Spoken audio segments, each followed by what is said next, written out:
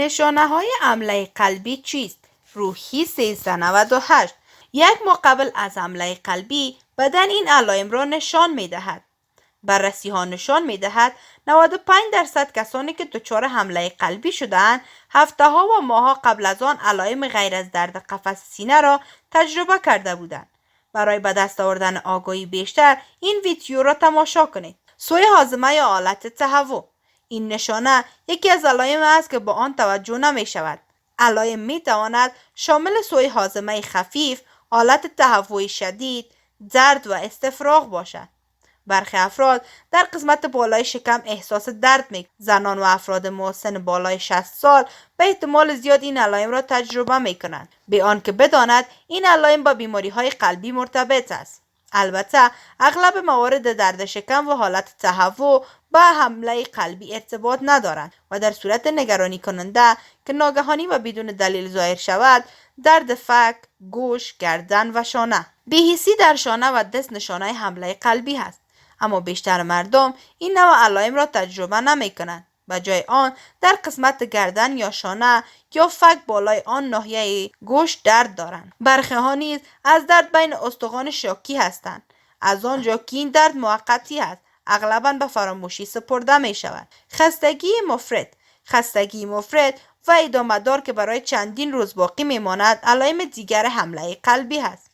طی بررسی 70% زنان داوطلب خستگی مفرط چند هفته و یا چند ماه قبل از حمله و گزارشگری است.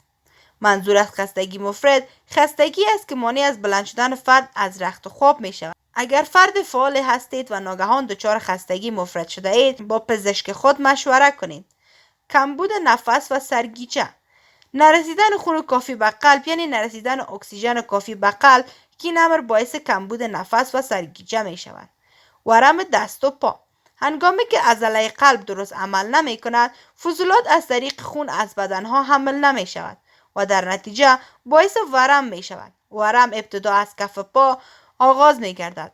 علاوه بر آن، هنگامی که خون کافی به بافتها نمی رسد، درد ایجاد می شود. خواب‌آلودگی، بیخوابی و اضطراب. افرادی که با حمله قلبی روبرو شده بودند، یک ماه یا چند هفته بعد از آن حمله به طور نامعلوم دچار کمخوابی شده بودند.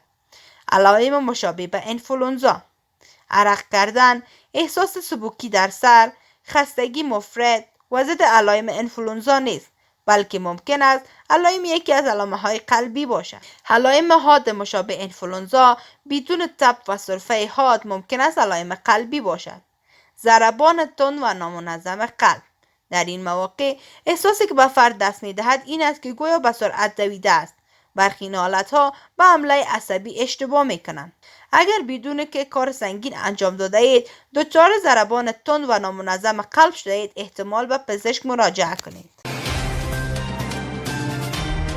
د افغانستان نړۍ او سیمې د مهمو خبرونو، پیښو او جریانونو په اړه د تازه، پر وخت او دقیقو خبرونو لپاره د روحي ویبپاڼې د یوټیوب چینل لایک او سبسکرایب کړئ ترڅو زموږ نوي او تازه ویډیوګانې پر وخت درته ورسیږي.